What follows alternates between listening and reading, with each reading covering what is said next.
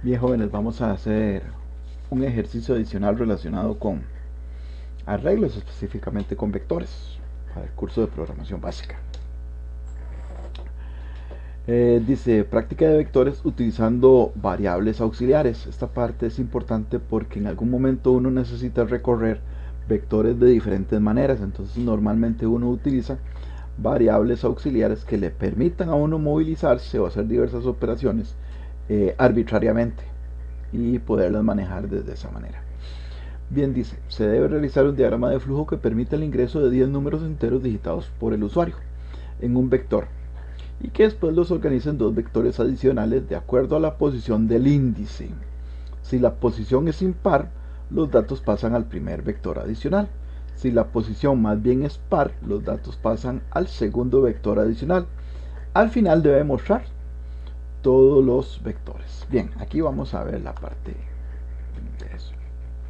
Bien, acá viene lo que es llenar un vector de 10 posiciones. Esa parte ya la habíamos visto anteriormente. Recuerden que esa parte tienen que aprenderla de memoria. Simplemente comienza acá con inicio, arranca cuenta en 1, mientras que cuenta sea menor que 10, va a ingresar a hacer estas operaciones.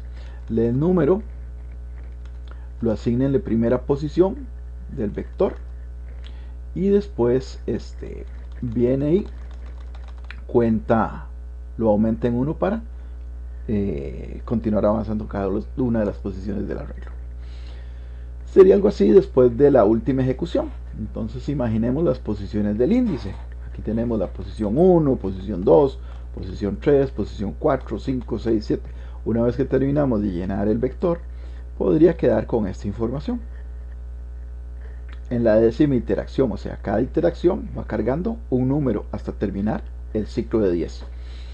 Cuenta obviamente sería en 10. El número último ingresado sería 11.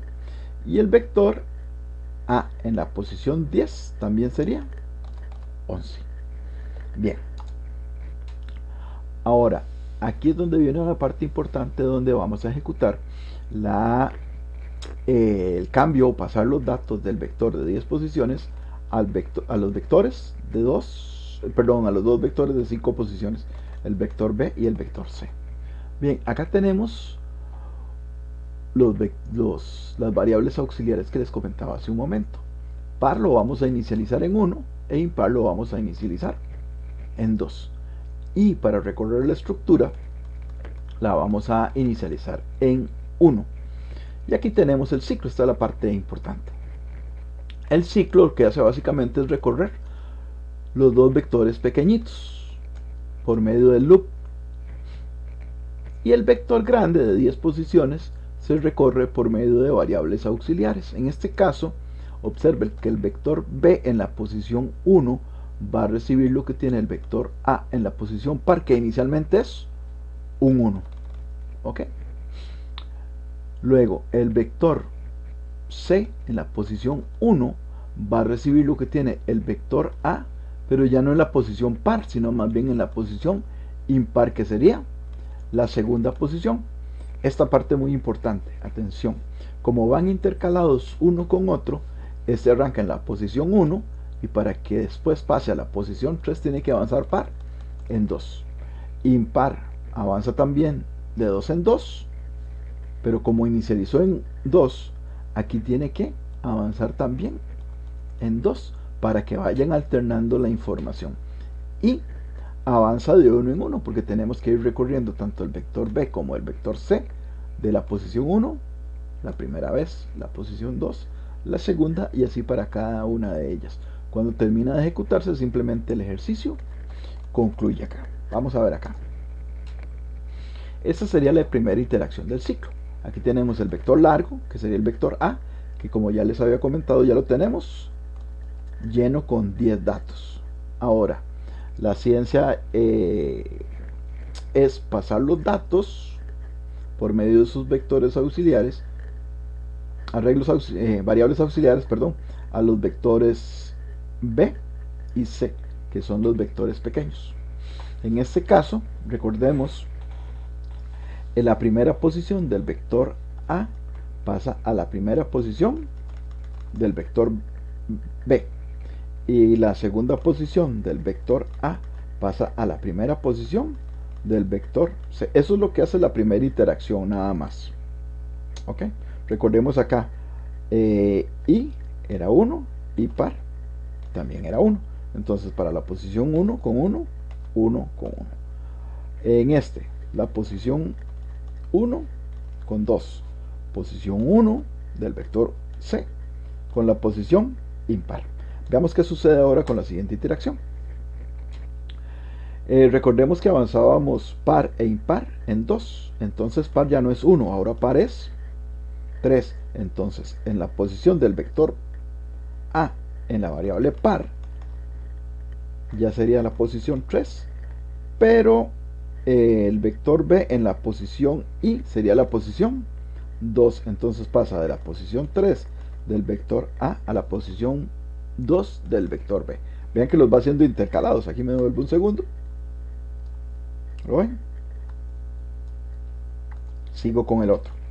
En este caso, el vector C en la posición I, que es 2, va a recibir lo que tiene el vector A en la posición impar, que inicialmente era 2, ahora es 4. Entonces en la posición 4 pasa el dato. Veamos la tercera interacción.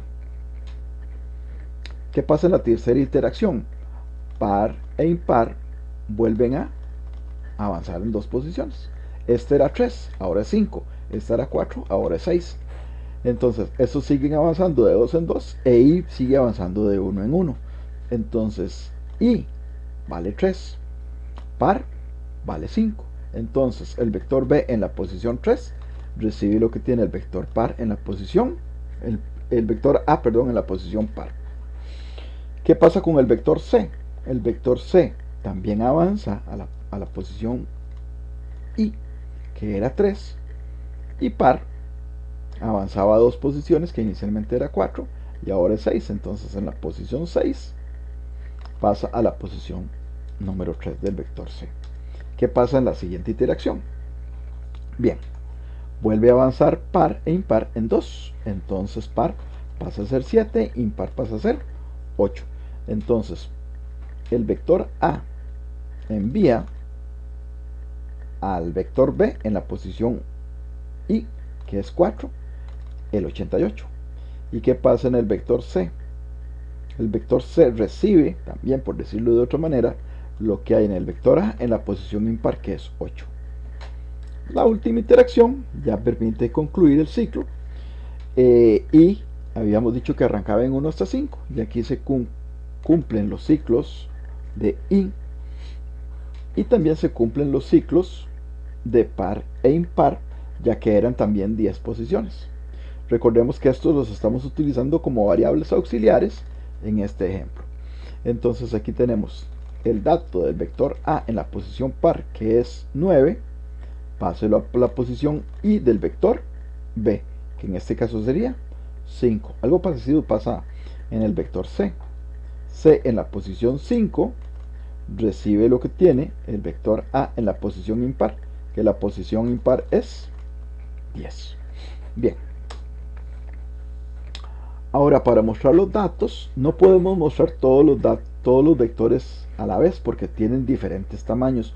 Uno es de 10 y otro es más bien, o los otros dos son más bien de 5. Entonces tenemos que mostrar este, avanzando con I, del vector A en la posición sub I. 1, 2, 3, 4, 5, 6, 7, 8, 9, 10. Toda la ejecución. Este es para el vector sub A en cada una de las posiciones. Esa sería la salida del vector A. Muestra los 10 datos. Los vectores B y C son parecidos, pero la dimensión es diferente. Solamente tienen 5 elementos. Entonces, I arranca hasta 5 y también muestra lo que tiene el vector B hasta la posición 5. Y el último también. Aquí muestra los datos del arreglo tipo vector B. Muestra todos los datos. Y aquí tenemos la parte del diagrama donde nos permite mostrar los datos del vector C. Igual que el anterior, es de 5 posiciones. Entonces si arranca en 1 y se ejecuta el loop hasta que y sea mayor a 5. Aquí viene y muestra las posiciones del vector C y ahí concluye. Aquí muestra el ejercicio. Bien, esta es la primera parte de esta presentación. Vamos a verlo dentro de unos momentos en propiamente ya en ejecución en Raptor. Ahorita continuamos.